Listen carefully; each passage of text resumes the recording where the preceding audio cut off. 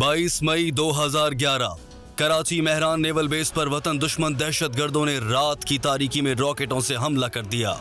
दहशतगर्द जदीद असलहे से लैस थे। नेवल बेस पर duty commander lieutenant Syed Yasir Abbas Rizvi को जैसे ही फायरिंग की आवाज आई, अपनी जान की परवाह किए बगैर 3 मिनट में दहशतगर्दों के सामने पहुंच गए। लेफ्टिनेंट यासिर एरोनॉटिकल इंजीनियर थे, इसलिए वो आलमी दहशतगर्दों से मुकाबले के लिए ट्रेन नहीं थे। इसके बावजूद लेफ्टिनेंट यासिर वतन की इज्जत, वक़ार और वर्दी का तकद्दुस बरकरार रखने के लिए मिसाली जुर्रतमंदी का मुजाहरा करते हुए दहशतगर्दों के रास्ते में सीना सपर हो गए।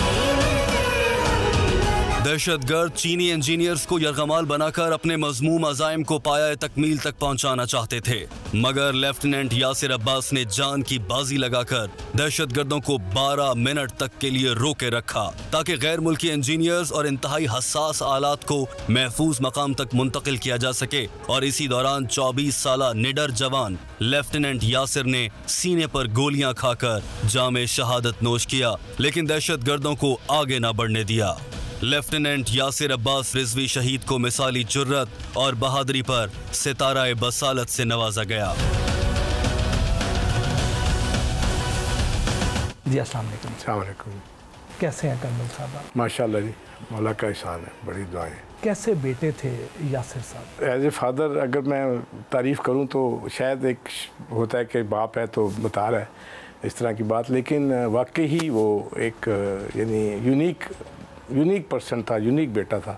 और उसके जो टारगेट्स थे वो क्लास 2-3 से ही बहुत हाई लेवल के थे, पढ़ाई में बहुत आउटस्टैंडिंग था। और जब भी कभी पोजीशन आती थी फर्स्ट सेकंड, तो मैं बातचीत होती रहती थी उससे, तो यही पूछता था कि यार तुम सेकंड आए हो, फर्स्ट क्यों नहीं आए? कहता बाबा छोड़े फर्स्ट आना, मैं कोई बड़ा काम करूं। अकलौते बेटे को मुल्क और कौम पर निसार होने की तरबियत क्या आपने शौरी तौर पर की या वो खुद इस राह पे चल निकले? क्वेश्चन आपका बड़ा ज़बरदस्त है। उसने शुरू से मुझे आर्मी में देखा जब, तो उसका शुरू से बहुत लाइकिंग थी आर्मी के लिए, बहुत ज़्यादा। तो जब वो इस स्टेज पे पहुंचा कि जब उसने कोई यानी सर्विस ज्वाइन करनी थी, तो मैंने फिर उसको हर चीज़ सिविल का, आर्मी का, बाकी प्राइवेट इदारों का एक तरह से उसको खाका पेश किया था। मैंने कहा डिसीजन तुम्हारा अपना होगा और जब तुम डिसाइड कर लोगे तो मैं तुम्हारे साथ हूँ। तो उसने फिर फोर्सेस को डिसाइड किया। उसकी जो थ्रू आउट जो एक सर्विस के टाइम गुजरा है या उससे पहले भी, उसके दिल में पाकिस्तान से बहुत ज़्यादा मोहब्बत थी। फिर जब आर्मी में यूनिफॉर्म पहनने लगा तो और ज़्यादा एक मोहब्बत और जज्बा और ज़्यादा हो गया उसका टूवर्ड्स पाकिस्तान एंड टूवर्ड्स ये मतलब फोर्सेस। 24 साल ज़िंदगी में नमाज भी कोई कज़ा नहीं की। इस तरह के जो बेटे हैं उनकी वजह से ही तो आज पाकिस्तान सलामत। ये जज्बा कैसे पैदा किया आपने उनके अंदर? मैंने दुआएं बहुत मांगी। शहादत से पहले मैंने एक बड़ी अजीब सी दुआ मांगी, मैं खुद भी बड़ी हैरान होती हूँ। मैं दिल में कह रही थी कि मैं ऐसी कोई दुआ मांगू ना जो किसी माँ ने ना मांगी हो। तो मैंने कहा कि पंजतन के कदमों में तुझे जगह मिले, और वाकई वो कबूल हो गई। लेफ्टिनेंट यासिर कैसे बेटे थे? एक माँ का दिल क्या कहता है? बहुत फर्माबरदार और अटैच बहुत था। बस उसका दिल करता था मैं साथ रहूं। सबसे ज्यादा अटैच किसके साथ था? ये हम कह नहीं सकते। बहन से बहुत दोस्ती थी, बहुत सपोर्टिव था हर चीज़ में। जब स्कूल में भी थे तो पढ़ाता था।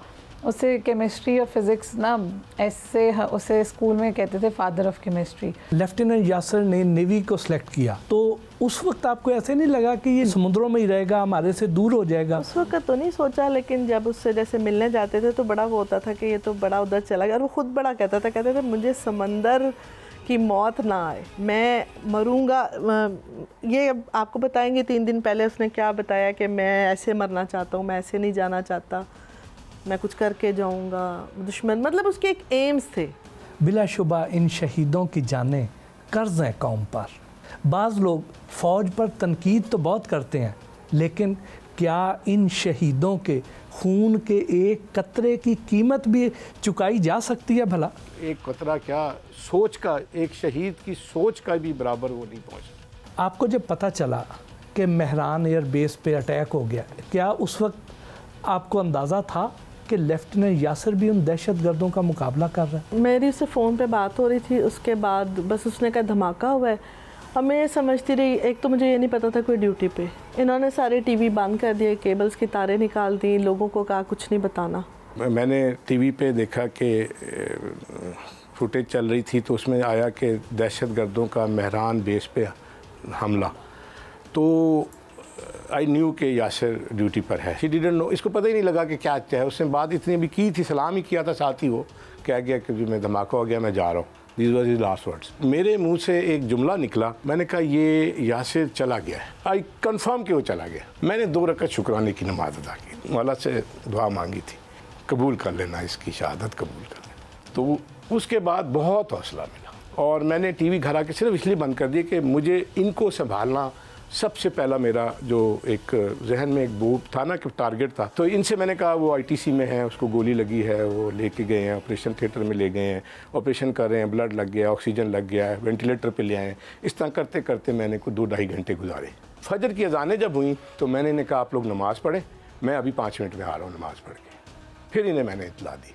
जिस तरह से अपने आप को उन्होंने कंपोज रखा, वो इतने मेरे लिए हौसला था। मैं जो चीज़ें मेरे जहन में थी सब एक क्लियर हो गई मेरे। कर्नल साहब ने आपको हौसला तो देते रहे, लेकिन माँ का दिल तो वैसे ही जान लेता है। बस दुआएं करते रहे, कुछ समझ ही नहीं आ रही थी। ये तो सोचा ही नहीं था कि वो चला गया, ये तो सोचा ही नहीं था। आप तो उसको दूल्हा बनाना चाहती थी। जाहिर है, बिल्कुल होती है ख्वाहिश। यासिर को ताबूत में देखा तो क्या उस वक्त जेहन में आ रहा था? उस वक्त जो कमिटमेंट्स थी वो बातें की थी मेरी, उसकी, और वो हम करते रहे और उसके जवाब भी आते रहे। तो ये बस मेरी और उनकी बातें थी। जो एज लेफ्टिनेंट यासिर की थी तो आपको ताबूत में उसको दूल्हा बना हुआ देखना पड़ गया। बस मुझे कुछ समझ ही नहीं आई थी, मुझे वो 2 दिन कुछ याद ही नहीं, कुछ भी नहीं। कभी सोचा था आपने कि आप भाई को इस रूप में देखेंगी? नहीं, मैंने कभी भी नहीं सोचा था। मुझे लगता था उसके बगैर गुजारा नहीं है। ऐसे कैसे हो सकता है कि वो चला जाएगा? क्या हुआ था मैं किसी को बता ही नहीं सकती, कि मुझे कुछ याद ही नहीं है उस टाइम पे क्या हुआ था। कभी सोचती भी हूँ ना तो मुझे कुछ याद नहीं आता कि उस टाइम पे क्या हुआ था। हर साल जब यासिर की शहादत का दिन आता है तो कैसे गुजारते हैं वो दिन?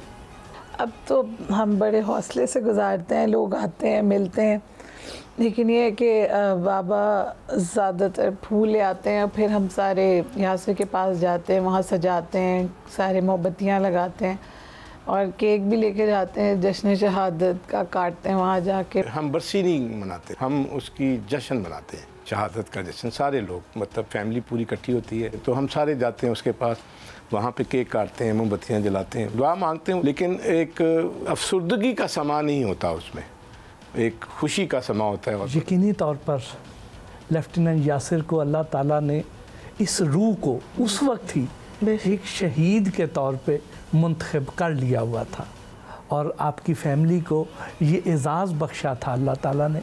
हम GNN की पूरी फैमिली की तरफ से आपका शुक्रिया अदा करते हैं, आपने उनकी यादें हमारे साथ शेयर की। शुक्रिया।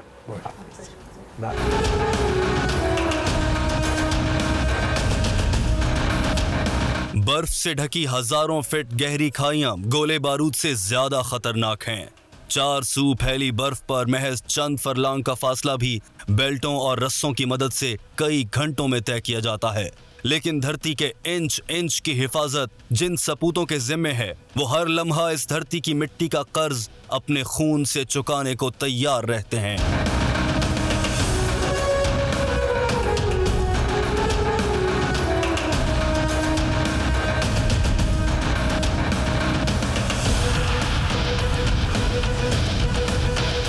ऐसे ही बहादुरी और जुर्रत की मिसाल कैप्टन हामिद मोहिउद्दीन भी बचपन से अपने लहू की बूंद बूंद वतन पर वारने को तैयार थे। 14 दिसंबर 2001 की यकबस्ता रात कैप्टन हामिद को बुलंदोबाला चोटी से ड्यूटी करने के बाद रस्सों की मदद से अपनी आरामगाह तक वापस ज़ेरी चेक पोस्ट पर आना था, मगर किस्मत को कुछ और मंजूर था। इसी दौरान तेज बर्फानी तूफान उमड़ आया। कैप्टन हामिद इस बर्फानी तूफान में फंस गए। दिल में मौजज़न शहादत के जज्बे को बिलाखिर मंजिल मिल गई। कैप्टन हामिद मोहिउद्दीन वतन की हिफाजत करते करते शहादत के बुलंद मर्तबे पर फाइज हो गए।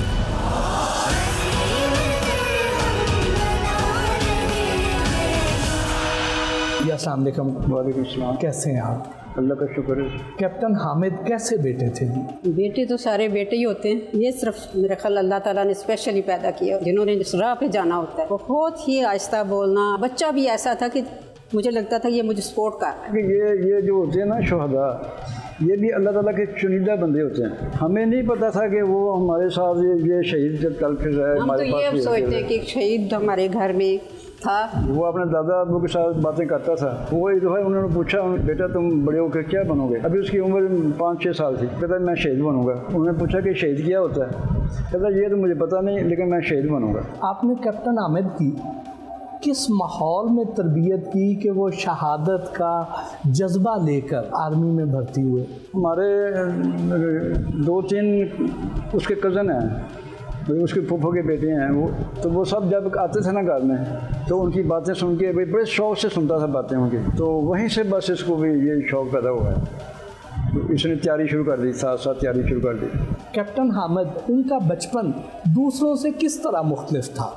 एक तो वो बड़ा खामोश, आम बच्चों से हट के खेलना भी है, सब कुछ करना है, लेकिन वो अपने हिसाब जैसे उसने रखा होता था कि ये मैंने पढ़ना है इस वक्त मैंने ये काम करना है इस वक्त, और उसकी लिस्टें तैयार होती थी हर काम की। बिल्कुल महसूस किया जा सकता था कि वो कुछ और है, पर कैलकुलेटेड लड़का था वो। और मुझे इतना पता है कि मुझे 65 की वार थी ना, तो मैं अभी स्कूल में जाती थी, स्कूल वाला टाइम था। तो जब भी वो शुहदा की तस्वीरें आती थी ना, मैंने इतनी बड़ी एल्बम, मोटी एल्बम वो सारी पूरी जंग की बनाई थी। पता नहीं, मैं कहती हूँ वो बातें मैं उनसे करती थी, उसके दिल में ये चीज़ें पैदा हुई, और वो मैं उसे सारे वाक़यात बताती थी, कौन शहीद हुआ, कौन कैसे हुआ। सुने, सियाचिन पर जाने से पहले उन्होंने आपसे 2 कामों की इजाज़त ली थी, वो क्या थे? एक तो शहादत के लिए मांगी थी ना कि मेरे लिए दुआ करें। मैं एकदम उसको छोड़ने जा रहा था ना मोटरसाइकिल बाइक पे, तो उसने मुझे रास्ते में पूछा कि अबू अगर मैं शहीद हो जाऊँ तो आप क्या करेंगे?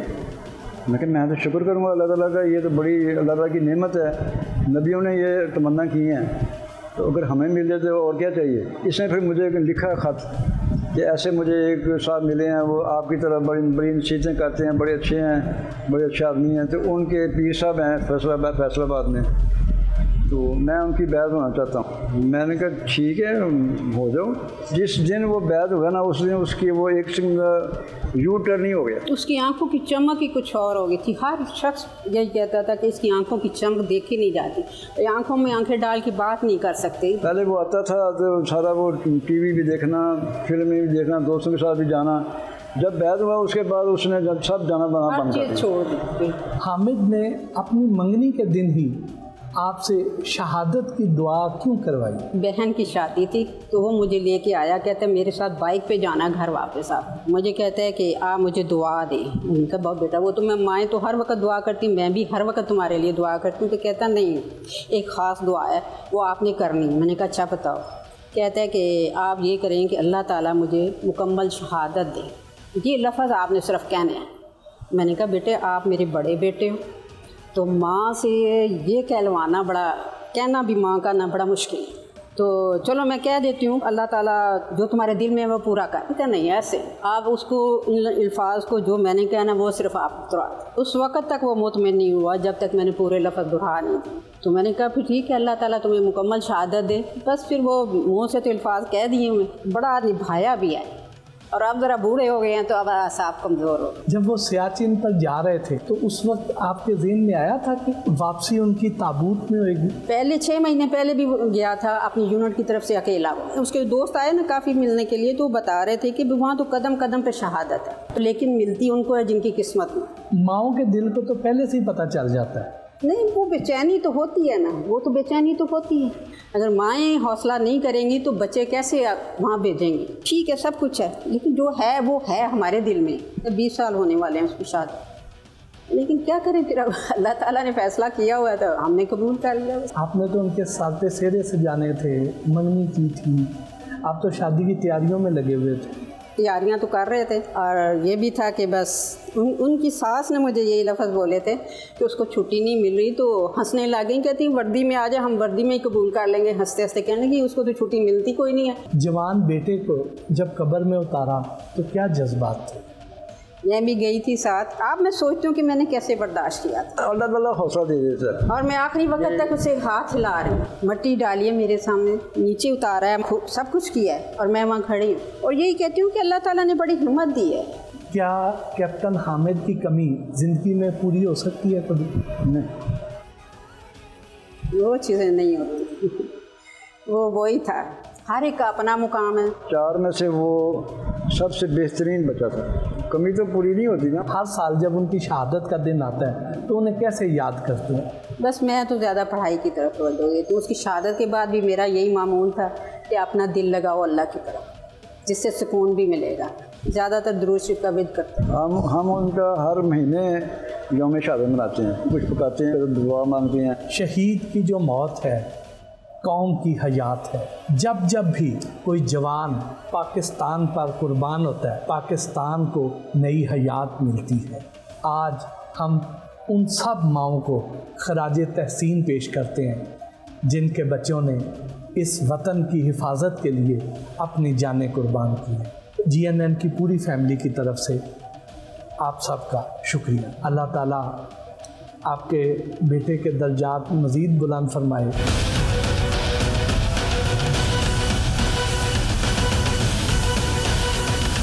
17 दिसंबर 2011 पाक फौज के शेर दिल लेफ्टिनेंट सैयद इर्तज़ा अब्बास ने कटा सराय के मकाम पर ऑपरेशन अल मीज़ान में दिफाए वतन की खातिर दहशत गर्दों का मुकाबला करते हुए सर धड़ की बाजी लगा दी। लेफ्टिनेंट इर्तज़ा को कला आधू की पहाड़ियों पर दहशत गर्दों के ठिकाने नेस्तो नाबूद करके कौमी परचम लहराने का मुश्किल तरीन टास्क दिया गया था, जिसमें लेफ्टिनेंट इर्तज़ा फतह याब हुए।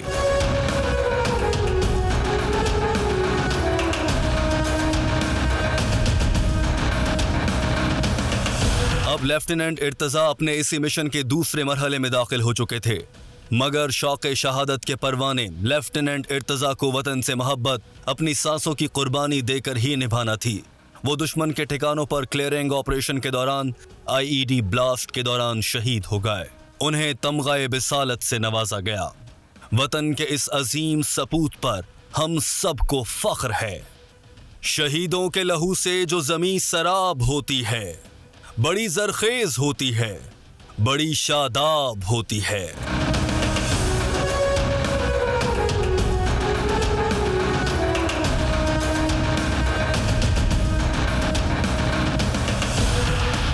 लेफ्टिनेंट इर्तज़ा अब्बास कैसे बेटे थे?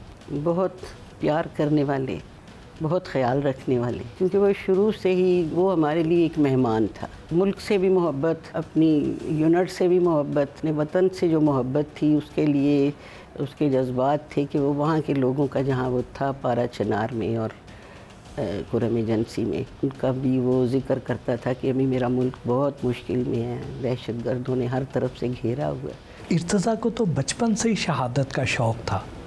जब वो आपके सामने इसका इजहार करते थे तो आपको कैसा लगता था? शुरू से आर्मी में उसका जाने का इरादा था। मैंने उसके इरादे और उसकी ख्वाहिशात में कभी दखल नहीं दिया। शहीद कैसे हुए? ये जो किला आहूद की पहाड़ियाँ हैं, इन पर हर तरफ दहशत गर्दों का कब्ज़ा है। उसने अपने CEO से कहा, बहुत जल्द आप इन पहाड़ियों पर पाकिस्तान का हिलाली परचम लहराता हुआ देखेंगे। तो इस तरह ये मार्ग का सर हुआ। जब लेफ्टिनेंट इर्तज़ा को किला आहूद की पहाड़ियों को दुश्मनों से पाक करने का ख़तरनाक और मुश्किल तरीन टास्क मिला तो उस वक्त आपके क्या जज्बात थे? 12 दिसंबर को तो मुझे फ़ोन करके कहते कि अम्मी जान ऑपरेशन पे मैं जा रहा हूँ, मेरे लिए दुआ करनी है। एक कैप्टन थे, उन्होंने बताया कि तो नहा के आया है, तो बहुत सर्दी थी। वो कहते हैं मैंने कहा कि हमसे मुँह हाथ नहीं धोया जाता, तो तुम नहा के आए हो। कहता पता नहीं फिर पानी मिले कि ना मिले, जो शहादत का शहादत करके आया हूँ। 16 दिसंबर की सारी रात इन्होंने ऑपरेशन किया। उसके बाद 17 की सुबह ही सुबह चार लोगों को साथ लेके तो आगे निकल गया। आगे आके तो वो जो जगह थी उसका कोई दरवाज़ा, मतलब कोई जो उन्होंने बनाया हुआ था जगह, तो उसको खोला तो खुद से कहा पीछे हट जो मैं खुद खोलूँगा। तो असवद को भेजा कि जाओ जाके चेक करके आओ। उसने क्लियर कह दिया कि क्लियर है। उसके बाद ये लोग अंदर चले गए। तो वहाँ पे पाँव जो है उसका मंशा का उसके ऊपर आया है, आईडी के उधर आईडी लगा गए हुए थे। आवाज़ दी है बाहर से इंजीनियर ने कि मंशा पाँव नहीं उठाना। वो घबरा गया, उसने पाँव उठाया, ब्लास्ट हुआ तो वो सब मतलब उड़ गया। वो जो भी बना हुआ था, 2 की लाशें पड़ी हुई थी। चेक किया तो उन्होंने कहा कि सडनली डेथ हो गई। समझे कि वो कामयाब हो गया, उसका मिशन ही ये था। जब इर्जा आपसे आखिरी बार मिल के गए हैं तो उस वक्त क्या आपको पता था कि ये आपकी आखिरी मुलाकात होगी? ये तो आर्मी वाले जो हैं उनके बच्चे जो हैं ना, वो हर टाइम पे पेरेंट्स को तैयार रखते हैं कि किसी वक्त भी आपको ख़बर आ सकती है। जब वो जा रहा था ना आखिरी टाइम पे, मैं सीढ़ी के ऊपर से उसको देख रही थी तो मेरी आंखों से आंसू निकल रहे। तो ऊपर मेरी तरफ देख के तो वहीं पे बैग रख के तो दौड़ के वापस आया। आके मुझे साथ लगाता था जब भी, तो मेरा माथा चूमता था। तो कहते हैं अम्मी रोना नहीं है आपने, कुछ भी हो जाए आपने रोना नहीं है। मैं जिस मिशन पे जा रहा हूँ ना वो सख्त है और कुछ भी हो सकता है। आप तो इर्तज़ा के सर पे सेहरा सजाना चाहते होंगे। कौन से वालिदैन हैं जिनके दिलों में ये आरजू नहीं होती कि हम इस बच्चे के शगन करेंगे, इसकी शादी होगी। अभी उसकी मंगनी के लिए हम रिश्ता देख रहे थे। जब 12 को मुझे फ़ोन आया तो मैंने कहा कि कब तक वापसी होगी, तो मैं तो देख रही हूँ तुम्हारे लिए रिश्ता। मुझे कहता था कि आप ज़ोर से ना इस तरह से ना बात किया करें, मेरी वो लगा हुआ होता है हमारे कि जो भी कोई बात करता है ना वो सारे ही सुनते हैं। बेटा मैं ढूंढ रही हूँ रिश्ता। कहता फिर चले ढूंढें, लंबे लंबे बालों वाली, बड़ी बड़ी आँखों वाली। तो बस उसको मतलब आखिर में उसने वही कहा कि नहीं। तो वो उसकी शादी जो होनी थी वो जहाँ लंबे बालों वाली और मोटी आँखों वाली हैं, अल्लाह ताला ने वहीं पे उसका जोड़ बना दिया होगा। जब आपने उसे ताबूत में देखा तो पहला एहसास क्या था? वो मुस्कुरा रहा था। थोड़ी थोड़ी उसकी आँखें जो हैं वो कभी खुलती थी कभी बंद होती थी। बच्चे उसकी वीडियो बना रहे थे। जब बाद में भी देखा तो वाकई मुझे ऐसे लगता था कि वो मेरी तरफ देखता है। मुझे तो टाइम भी नहीं मिला ना करीब आने का। मैं तो हर एक को जगह दे रही थी और मैं पीछे खड़े होकर उसको देख रही थी कि खूब किया हमारे साथ। मुझे डर था, ये जितनी मोहब्बत करते थे ना, बहुत छोटा था वो सारे बहन भाइयों में, ये उसके तस्मे तक खुद बांधते थे जब वो गया। मुझे था कि इन्हें ना कुछ हो जाए। मुझे ऐसे लगता है कि वो हमारे साथ है, कभी भी जैसे उदासी हो जाती है वो नहीं है। तस्कीन क़ल्ब सी है कि हमारे साथ साथ ही है। वो ऐसे ही है हमें जैसे कि he still on his job. मैं कह रही हूँ अभी भी वो महाज पर है। क्या आपने सोचा था कि इर्तज़ा अपने मिशन में तो कामयाब हो जाएंगे लेकिन आप अपना बेटा खो देंगे? I never expected. आप यकीन कीजिए मुझे कभी भी नहीं हुआ था कि इर्तज़ा को कुछ होगा। वहाँ सबसे ऊंचे पहाड़ पर खड़ा होकर दोनों हाथ बुलंद करके वो कहा करता था कि बारे इलाहा मुझे शहादत की मौत हो। ऑपरेशन में सबसे पहले वो ख़ुद को पेश करता था और मैंने उसे कभी नहीं कहा कि भाई इर्तज़ा तुम मोहतात रहना, एहतियात करना। आखिरी बार अलबत्ता मैंने कहा तो देखो बेटे तुम इस घर के बहुत अजीज़ बच्चे हो, अपनी जान की हिफाजत करना भी अच्छी बात होती है। ठीक है अपने वतन, अपने कौम और लोगों के लिए लड़ना है, तुम्हें जंग करनी है, लेकिन बेटे तुम्हें बहुत देर तक लड़ना है। कैसे याद करते हैं आप इर्तज़ा शहीद को? वो ये नात पढ़ा करता था, मोहम्मद के गुलामों का कफन मैला नहीं होता, ज़मीन मैली नहीं होती, ज़मन मैला नहीं। आया हुआ था ना जब मेरे पास, तो मुझे कहता था मैं अभी आपके लिए चाय बना के लाता हूँ। तो किचन में ऊंची ऊंची पढ़ रहा था, अपनी रहमत के समंदर में उतर जाने दे, बेठिकाना हूँ अज़ल से मुझे घर जाने दे। मैं परेशान होती थी कि मेरा बच्चा पता नहीं किस उदास हो गया, इतना बचपन का गया हुआ है शायद, तो बहुत ज़्यादा घबरा गया जो ये पढ़ रहा था। वो तो जब उसकी शहादत हो गई तो इस नात को मैंने सुना, मैंने कहा ओहो उसका जहन कहाँ था और मैं क्या सोचती थी। वो सीओ ने कहा कि सबसे हैरत अंगेज़ बात है कि ना इसको कोई डर होता है ना खदशा होता है, ये ऊंची आवाज़ में नातें भी पढ़ता जाता है और फायरिंग भी करता जाता है।